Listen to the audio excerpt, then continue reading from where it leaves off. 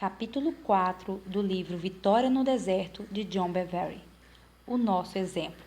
Debatemo-nos sobre o jugo pesado das promessas e votos não cumpridos, até ficarmos tão sobrecarregados que mal conseguimos erguer a voz em oração. Porque não quero, irmãos, que vós ignore o fato de que todos os nossos antepassados estiveram sobre a nuvem e todos passaram pelo mar.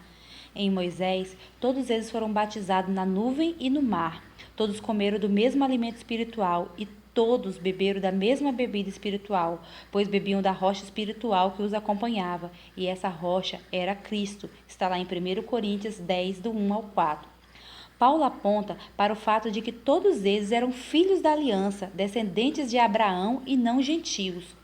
Todos viajavam sobre a nuvem da proteção de Deus e todos foram batizados em Moisés, que era uma figura de Cristo, o nosso Redentor. E ainda todos participavam do alimento da água espiritual de Cristo. Portanto, fica claro que estamos diante de uma nação que era uma figura da igreja cristã do Novo Testamento. Paulo destaca a palavra todos 4 vezes, como se quisesse frisar que não estamos nos referindo aos ímpios aqui. E a seguir afirma: contudo, Deus não se agradou da maioria deles, por isso seus corpos ficaram espalhados no deserto, e essas coisas ocorreram como exemplo para nós. Em 1 Coríntios 10, do 5 ao 6. E como eles desagradaram a Deus? Eles cobiçaram coisas más, eles foram atrás de ídolos, eles cometeram atos de imoralidade sexual, eles tentaram ao Senhor e eles murmuraram contra o Senhor. Depois de apresentar essa lista, Paulo continua dizendo: essas coisas aconteceram a eles como exemplo e foram escritas como advertência para nós, sobre quem tem chegado o fim dos tempos. Em 1 Coríntios 10, 11. Se tais exemplos fossem deixados na Bíblia como forma de instrução para nós, precisamos entendê-lo. Essas 5 áreas do pecado eram mera manifestação ou fruto do mal, de um problema mais profundo na raiz. O autor de Hebreus descreve a mesma coisa e dá uma explicação sobre esses 5 atos de desobediência. Por isso me indignei contra essa geração e disse: estes sempre erram no coração. Eles também não conheceram os meus caminhos. A raiz do erro que produz as más ações estava no coração deles. Se o seu coração estiver correto, suas ações inevitavelmente estarão alinhadas com Deus. Se um coração reto, você estará fora da vontade de Deus. Sem um coração reto, você estará fora da vontade de Deus. Seu foco deve estar em alcançar o alvo chamado celestial de Deus, que é conhecê-lo. Um foco distorcido acertará o alvo errado. Em Paulo, ele disse em Filipenses 13, do 13 ao 14: irmão, não pense que eu mesmo já o tenha alcançado, mas uma coisa faço, esquecendo-me das coisas que me ficaram para trás e avançando para as que estão adiante, prossigo para o alvo a fim de ganhar o prêmio do chamado celestial de Cristo, de Deus em Cristo Jesus. Para alcançarmos o chamado celestial de Deus para a nossa vida, primeiramente precisamos nos conscientizar do fato que ainda não o alcançamos, não chegamos à perfeição e que precisamos continuar nos esforçando, transformando e crescendo. Muita gente atinge um platô ou uma zona de conforto onde prefere se manter ao invés de prosseguir adiante. As pessoas estabelecem seus padrões pessoais comparando-se umas às outras ou com o que acreditam ser adequado. E quando chegam a este ponto, para de buscar a Deus por quem Ele é e começa a buscar os benefícios que possa advir dele. Perdem o foco e começam a errar em seu coração. Começam a buscar um status ou uma posição na igreja, ou talvez aumentar seu conforto ou sua popularidade. A ênfase é transferida de Deus para o ego.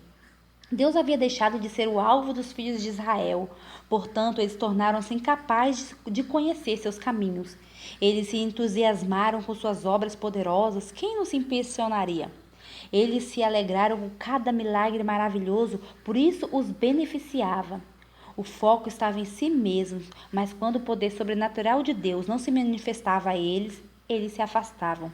Enquanto Moisés estava na montanha, eles brincavam. Eles se satisfaziam meramente com os benefícios da salvação. Não havia mais o desejo por Deus. Não estava mais se esforçando para conhecer Deus e aprofundar o relacionamento para um nível mais íntimo com Ele. Um dia, quando estavam no deserto, Deus disse a Moisés que descesse e ordenasse ao povo que se consagrasse, porque ele viria ao monte Sinai para falar com eles. Da mesma maneira que falava com Moisés. Entretanto, quando chegou o dia que o Senhor se manifestou à sua presença com relâmpagos e trovões diante de Israel, o povo fugiu. Vendo-se o povo diante dos trovões e relâmpagos e do som da trombeta e do monte fumegando, todos tremeram assustados, ficaram à distância e disseram a Moisés: Fala tu mesmo conosco que ouviremos, mas que Deus não fale conosco para que nós não morramos. Em Êxodo 28, do 19 ao 20. Eles imploravam a Moisés: Vá falar com Deus, depois conta para nós o que ele disse e nós faremos. Isso é uma paráfrase do autor. Mais uma vez, manifestando o desejo de ter apenas o ganho, sem um relacionamento. Eles tinham boas intenções, a intenção deles era obedecer a palavra de Deus, mas sem um relacionamento eles não conseguiam. Como ser fiel a alguém que não conhece nem passa tempo junto?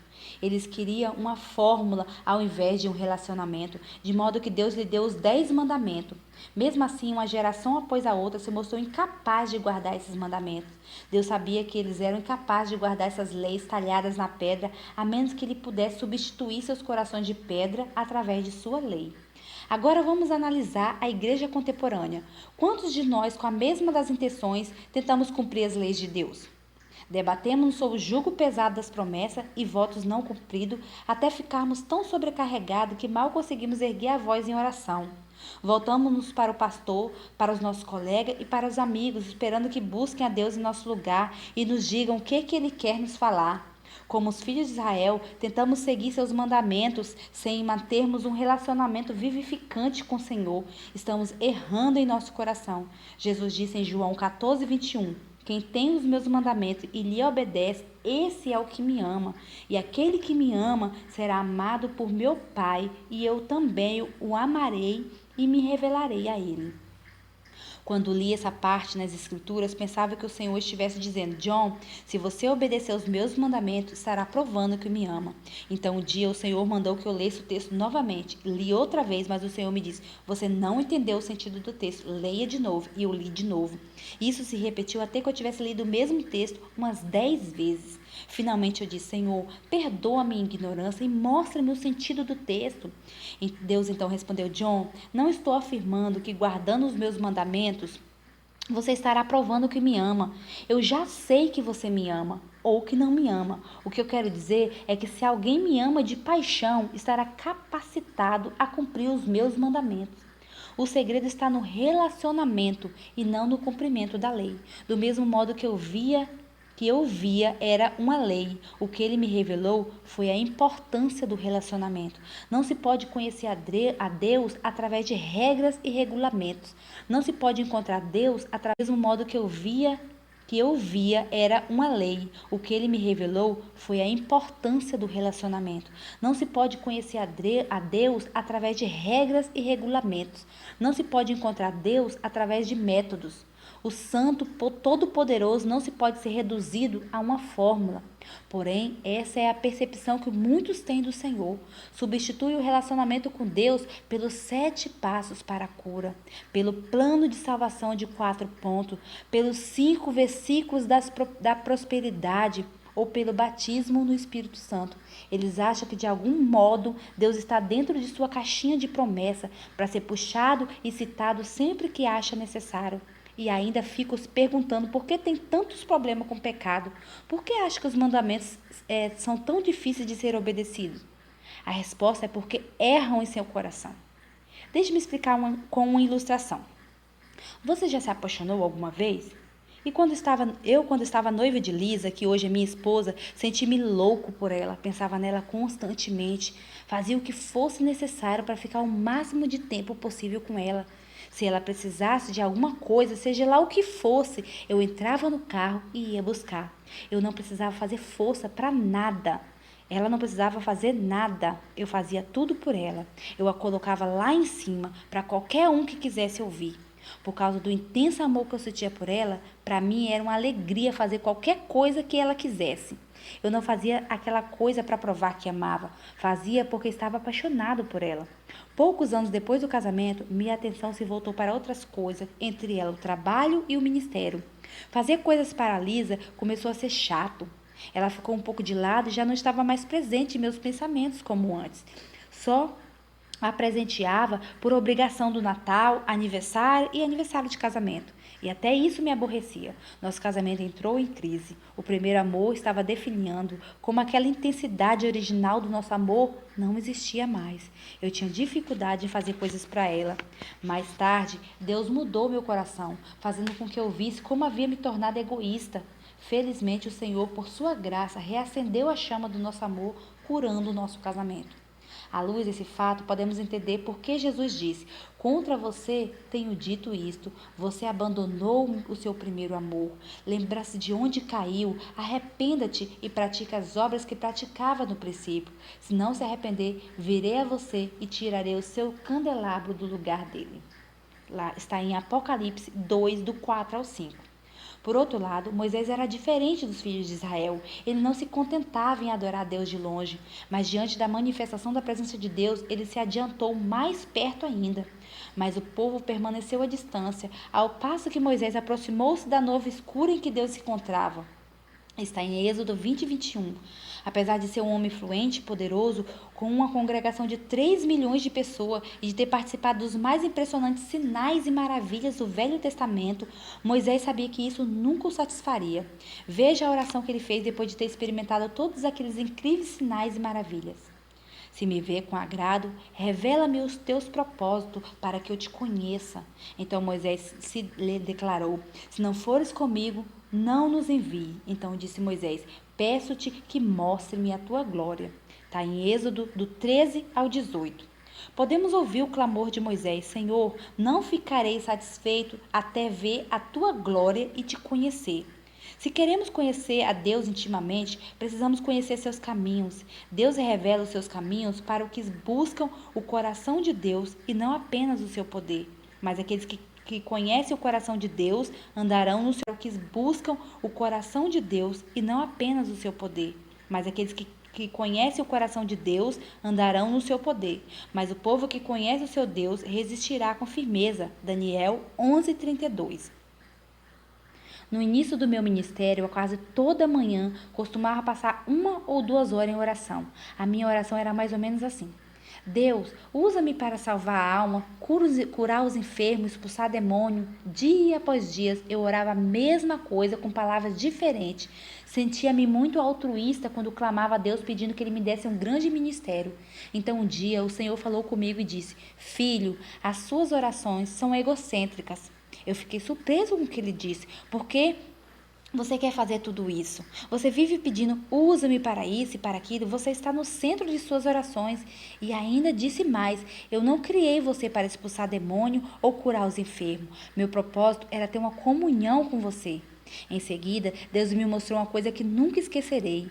Judas também expulsou demônios e curou os enfermos. Sim, quando Jesus enviou os 12, todos foram enviados, inclusive Judas, que mais tarde o traiu.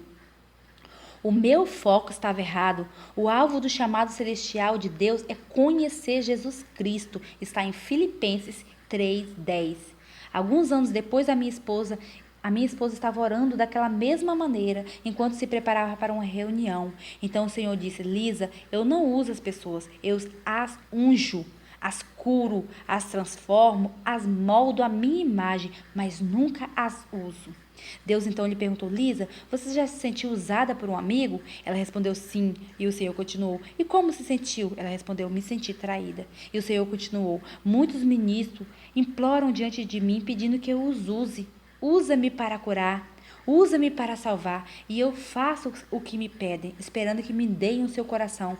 Mas eles acabam ficando muito ocupados com o ministério para fazer isso. Nunca se interessam em aprender os meus caminhos e passam a construir seus próprios reinos. E quando começam os problemas, eles clamam a mim. E ficam ofendidos quando eu não respondo suas orações, porque eles realmente não me conhecem. O que você diria de uma mulher cuja única missão fosse produzir filhos para o marido, mas que não tivesse nenhum interesse em conhecê-lo, que só buscasse intimidade com ele para fazer filhos? Parece absurdo, né? Entretanto, não é muito diferente quando fazemos orações pedindo que Deus nos use para salvar as pessoas, enquanto nós mesmos não temos um relacionamento com Ele. Quando temos intimidade com Deus, filhos de Deus são gerados, assim como acontece no relacionamento entre um homem e sua esposa. É por isso que Deus diz em Daniel 11:32, mas o povo que conhece o seu Deus resistirá com firmeza. Então essas eram as raízes do pecado dos filhos de Israel. Cobiçavam coisas más, seguiam os ídolos, cometiam atos de imoralidade sexual e tentavam e murmuravam contra o Senhor. Não estavam buscando e seguindo o que era certo. Eles buscavam a criatura ao invés do Criador. Josué era um bom exemplo de alguém que manteve um coração reto no deserto. Quando Moisés subiu ao Monte Sinai, Josué ficou esperando no sopé da montanha, porque estaria o mais próximo possível da presença do Senhor. Quando ele se encontrou com Deus no tabernáculo, Josué também estava lá, porque queria estar próximo da presença do Senhor. Até mesmo quando Moisés já havia terminado de falar com Deus, Josué continuou lá. O Senhor falava com Moisés face a face, como quem fala com um amigo.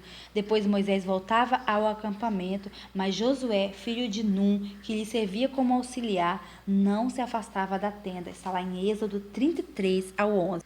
Finalmente, vamos examinar o que Paulo disse. Contudo, Deus não se agradou da maioria deles, por isso seus corpos ficaram espalhados no deserto. Está em 1 Coríntios 10, 5. Porque os israelitas acabaram morrendo no deserto. Porque colocaram foco em si mesmo e não em Deus. Examinando o livro de Josué, ou a história da segunda geração em que entrou na terra prometida, observando que as 5 áreas de pecado que tão fortemente marcaram a geração de seus pais já não se manifestaram tão imediatamente na segunda geração que nasceu no deserto. Aconteceu com só vez com um homem chamado Acã, mas a liderança e o povo imediatamente buscaram a Deus para resolver o problema. A razão da mudança da segunda geração foi sua mudança de foco, como resultado da observação da morte no deserto de uma geração inteira, pouco antes de ver o cumprimento da promessa de Deus.